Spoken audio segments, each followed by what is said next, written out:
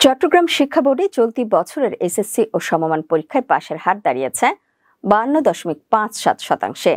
এবছর জিপিএ 5 পেয়েছে। গত বছরের তুলনায় এবার বোর্ডের ফলাফল নিম্নমুখী। গত বছর এই বোর্ডে পাশের হার ছিল 70.32% এবং জিপিএ 5 পেয়েছিল 10,269 জন। সেই হিসেবে এবারে পাশের হার প্রায় 18% এবং জিপিএ 5 কমেছে প্রায় 4,000। আজ বৃহস্পতিবার সকাল 10টায় চট্টগ্রাম শিক্ষা বোর্ডের মিলনায়তনে আয়োজিত সংবাদ সম্মেলনে ফলাফলের এ তথ্য জানান পরীক্ষা নিয়ন্ত্রক পারভেজ সাজ্জাদ চৌধুরী। এ সময় উপস্থিত ছিলেন বোর্ডের চেয়ারম্যান ইলিয়াস উদ্দিন আহমেদ এবং সচিব এ.কে.এম. শামসুদ্দিন আজাদ সহ অন্যান্য কর্মকর্তারা। চট্টগ্রাম শিক্ষা বোর্ডের আওতায় চট্টগ্রাম ছাড়াও কক্সবাজার, রাঙামাটি, বান্দরবান ও খাগড়াছড়ি জেলার শিক্ষার্থীরা এই পরীক্ষায় অংশ নেয়।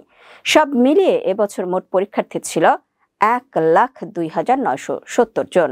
এর মধ্যে পাশ করেছে 53,560 জন। ছাত্রদের পাশের হার 48.95% আর ছাত্রীদের 55.49%। ফলাফল বিশ্লেষণে দেখা যায় চট্টগ্রাম নগরীতে পাশের হার 70.90% হলেও নগরের বাইরে জেলায় পাশের হার অনেক কম, মাত্র 43.63%। পার্বত্য 3 জেলায় পরিস্থিতি আরও খারাপ। রাঙামাটিতে পাশের হার 41.24, খাগড়াছড়িতে 35.53 এবং বান্দরবানে 36.38%। অন্যদিকে কক্সবাজার জেলার পাশের হার 45.39%।